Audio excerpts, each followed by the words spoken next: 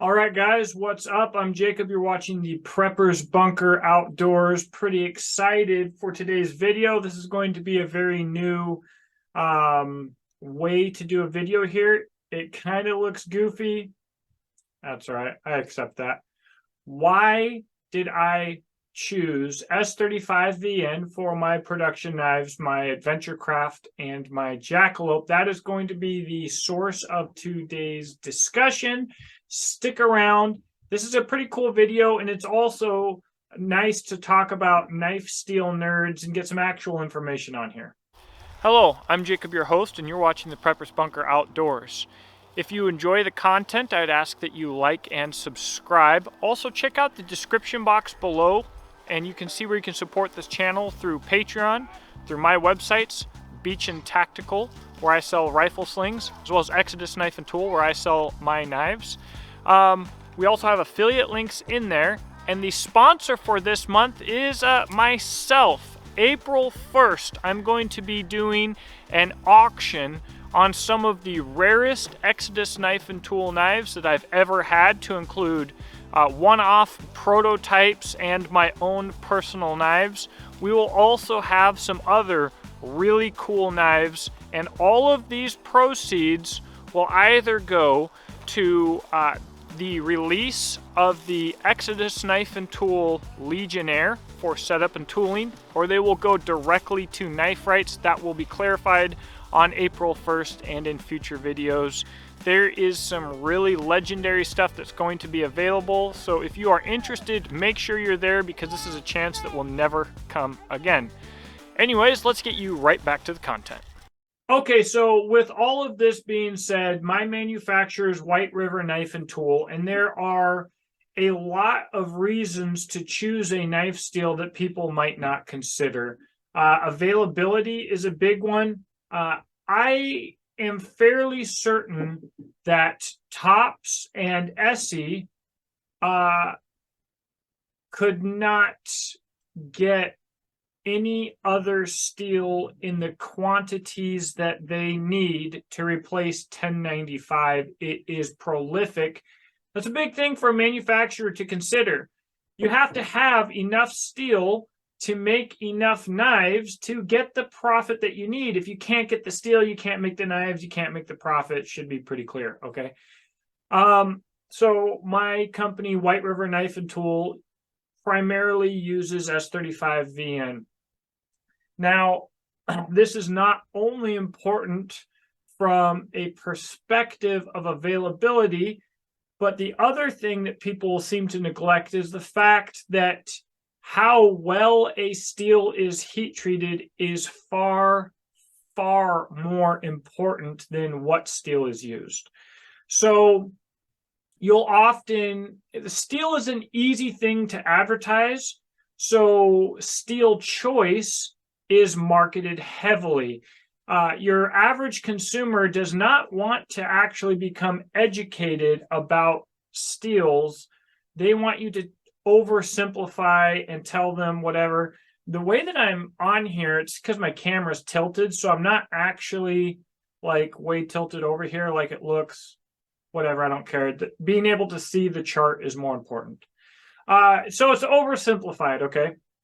But if you're looking at a really expensive premium knife in a steel that is perfectly heat treated, and then some other manufacturer comes out with a knife in that same steel, that does not mean the knives will perform the same. It's going to come down to quality control, getting the perfect heat treat, doing it perfectly every time, watching for problems. Quality control, guys, you cannot replace it. So up here, I don't know if it's gonna, there we go. Up here, this is 14C28 or AEBL. This is 420HC. They are at an equivalent toughness as CPM3V. If you are not familiar, by the way, this entire chart here, I don't think I'm gonna be able, oh, I can kind of do it. Everything's backwards, so I have to use my brain a little bit, is taken from Knife Steel Nerds. This is done by Dr. Laren Thomas. correct me if I'm wrong. I believe he is the dude behind MagnaCut, or maybe he's just the dude pushing the heat treat for MagnaCut, but a very highly respected individual metallurgist in the knife community. Big manufacturers, they're going to this dude to talk to him about heat treat and steel selection and stuff like this. So, Knife Steel Nerds, a link to a page with all of these steels listed, all of these charts, all of this information will be in the description box below and probably pinned to the top comment as well. However, this is the guy.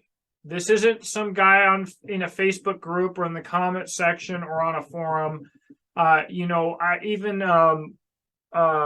Medford was talking about like, hey, I'm not going to argue with Thomas or Dr. Laren Thomas or Laren or whatever. He is the authority on this. So this is the guy. This chart, again, opposites. Nope. There we go. This chart was made through his objective testing. This is some scientific stuff here. So we have 14C28 and AEBL up here in toughness with CPM3V, and similar edge holding, I believe, if not superior to 1095. Don't quote me on that because it's not here what we're here to talk about. We are here to talk about S35vn. So we've got this chart. We've got toughness and we have edge holding across the bottom. And you'll see this line here, basically making a straight line from high toughness and somewhat low edge holding down to incredible edge holding and somewhat low toughness. Actually, this is really low toughness, guys. So this over here, this is stuff that most likely my brand will never, ever touch, right? All of this for me, for the most part, is unacceptable for the intended use of my products, okay? So we've got toughness, we've got edge holding. You get it directly in the center here. S35vn. It is not at the height of toughness. It is not at the height of edge holding, right in the middle. This is a good place to be, guys. We've got more toughness than 1095. We've got more edge holding than 1095. The stainless properties are good. White River Knife and Tool does an absolutely fantastic job of heat treating the steel. It's readily available, and it is a fantastic steel for me to use. So I recently had a friend asking me why I don't use X, Y, and Z steels, okay? And the thing is, in considering the entire spectrum of steel attributes from availability, stainlessness, sharpenability, toughness, edge holding, cost, right? Cost. I have to, as a whole, see a large improvement in another steel option without affecting cost too much, and especially for me, without affecting toughness, because my users are guys, I have collectors, but my guys are using knives, and they are stainless knives, they are small knives, they're using the heck out of them. So check this out here.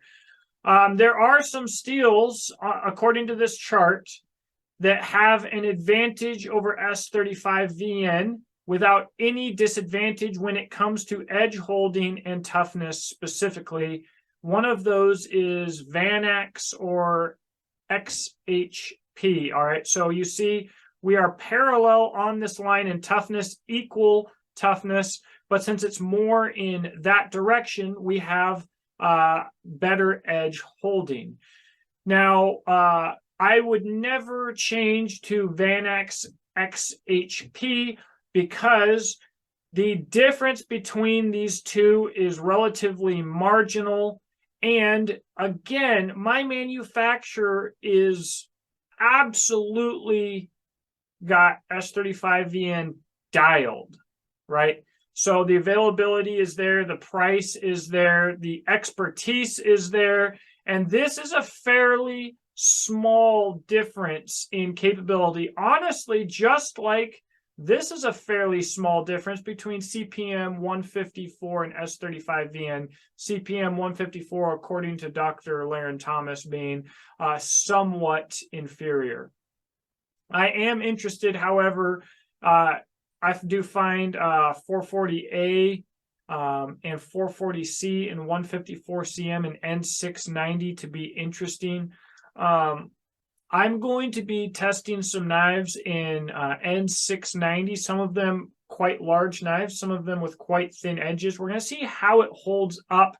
Does it meet the minimum criteria for toughness? But right here at 3.5 on the toughness scale, that's right where 1095 sits. So take that for what you will. That is with superior edge holding, by the way.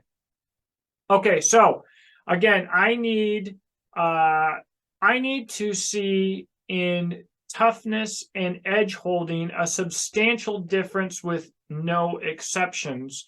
It needs to be something that we can get that's readily available, that the cost effectiveness is there. And so, you know, on this chart, as we look down here, in my opinion, these are not superior steels to S35vn. These are steels that are better at edge holding than S35vn, so they are better suited steels for certain applications. There is only one steel on this list that has an improvement over S35vn to a large enough degree to make it worthy of being considered for being my primary steel of choice for the adventure craft and jackalope.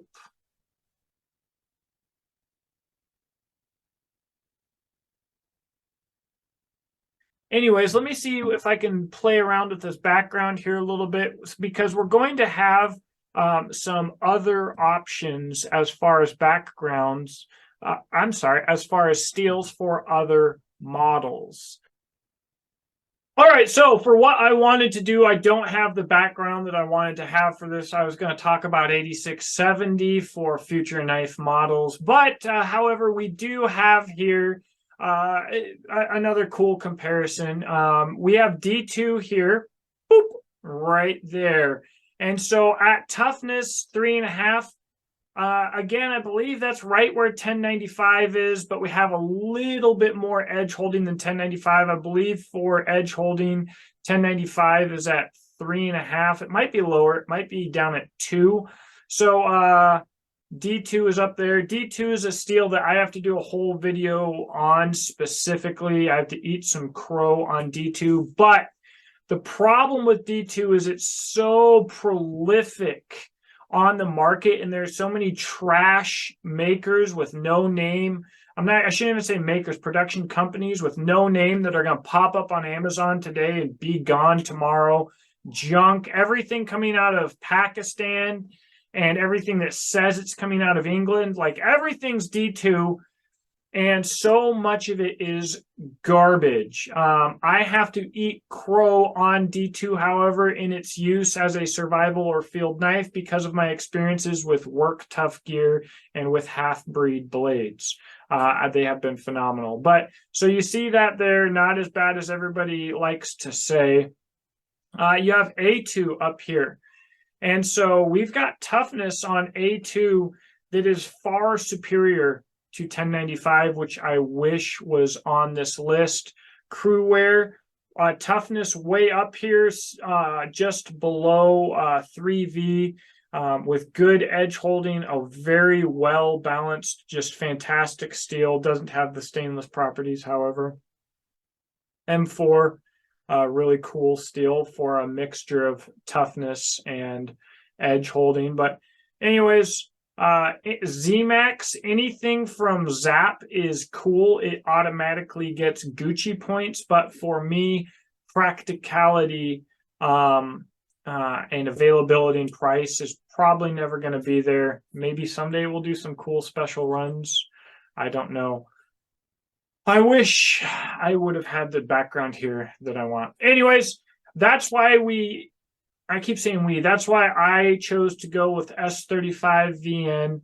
Will we stay with S35vn forever? I don't know. I can't tell you. It's G14 classified. It will forever be a secret. Maybe not forever. But on future models and fixed blades, I want to go with more toughness. And I'm really going to be looking at cost, guys. I'm already always thinking about how to get my costs down as low as I can.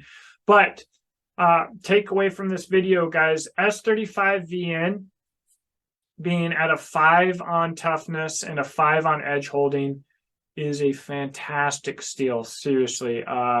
I think it became an industry standard for a premium production knife maybe 3 years ago. In that 3-year period, it became mainstream and underappreciated. I think for a premium production standard steel, I think it's so much better than it got credit for. So that's where we are at. Those are the things that I consider when choosing my steels. I'm very excited to go forward. If you're interested in Exodus Knife and Tool products, check it out at exodusknifeandtool.com. You already know that because I added an intro to this video. If you like this video and would like more videos of this type, feel free to let me know. Have a blessed day. Talk to you in the comment section below and check out that description box. And do like thumbs up. If you've got like a big fat thumbs down, write me a couple paragraphs about why this video was so terrible in the description box below. I absolutely encourage that. And stuffs. Peace.